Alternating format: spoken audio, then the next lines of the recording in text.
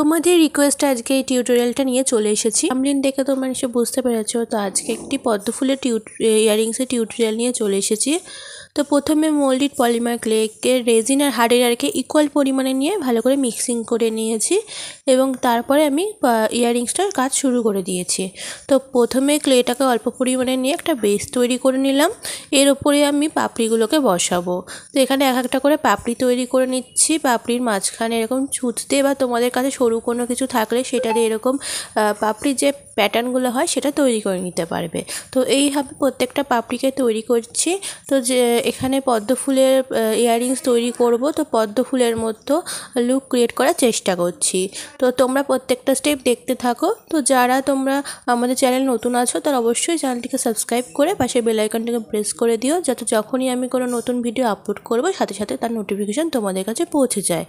আর তোমরা যারা clay jewellery বানাতে চাও বা ক্লে জুয়েলারি বানানো শুরু করছো, নতুন বিজনেস স্টার্ট করবা ভাবছো, তারাও আমাদের এই চ্যানেলটিকে ফলো করো আর বিভিন্ন স্টেপগুলো ফলো করো, যাতে তোমরা যখন জুয়েলারি বানাবে যাতে তোমরা এই জুয়েলারিটা দেখে তোমরা যে কোনো ডিজাইনের যে কোনো ফুল তোমরা বানাতে পারবে।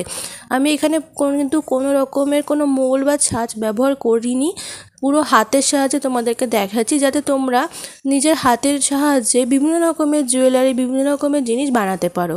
শুধু জুয়েলারি নয়, তোমরা শোপিসও কিন্তু তৈরি করতে পারবে।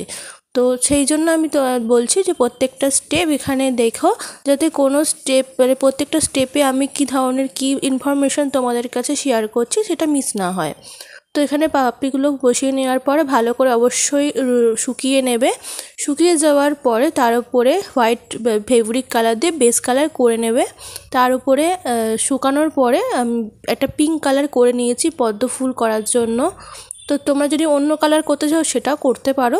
তো পিঙ্ক কালার থেকে বিভিন্ন রকম ভেরিয়েশন করতে পারবে, বিভিন্ন রকম শেড তোমাকে আলাদা করে কিনতে হবে না।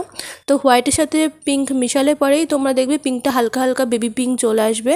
তো এখানে দেখো দুটো ইয়াররিংস, মানে ডান হাতের ইয়াররিংসটাতে একটু হোয়াইটিশ একটা শেড ছিল, সেটাই আমি বাঁ হাতের ইয়াররিংসটাতে আমি করছি। এটা তোমাদের কাছে শেয়ার করলাম। জাস্ট পিঙ্কের মধ্যে অল্প একটু সাদা আরও এক্সট্রা অ্যাড করে নিলাম, দেখো একটা এফেক্ট চলে আসবে। তো এরকমভাবে তোমরা এরকমও রাখতে পারো বা পুরো পিঙ্কও রাখতে পারো। এবার চলো যতক্ষণ না কালার শুকিয়ে যায় ততক্ষণ আমি এর উপরে ঝুমকা বেসটাকে রেডি করে নিচ্ছি।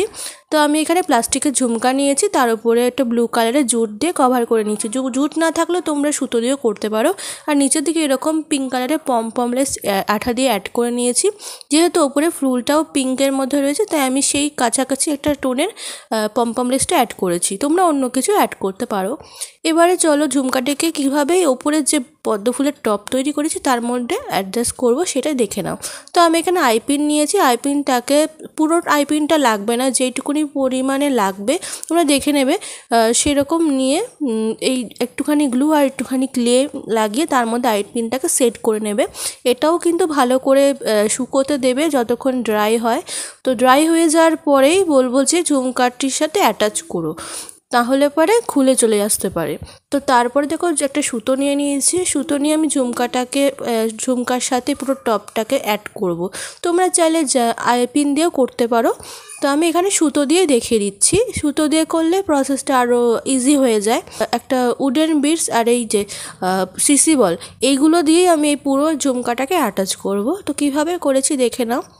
তো প্রথমে এই দেখো এখানে একটা ছোট সিসি বল নিয়ে নিয়েছি। তো সিসি বলটাকে এবারে সেটা ছুঁচের মধ্যে সুতোটাকে গলিয়ে নিয়ে ঝুমকার মধ্যে ডাইরেক্ট এইভাবে নিয়ে নিয়েছি। এবারে দেখো ভালো করে দেখে নেবে ঝুমকাটি অবশ্যই যেন খুব টাইটভাবে করবে না, ঝুমকাটি যেন হালকা একটা দুল খায়, মানে ঝুমকাটি যেন ঝোলে যদি তাহলে সুন্দর লাগে। তো তারপর একটা উডেন বিডস দিয়ে এইভাবে পুরো ঝুমকাটাকে অ্যাডজাস্ট করে নিলাম।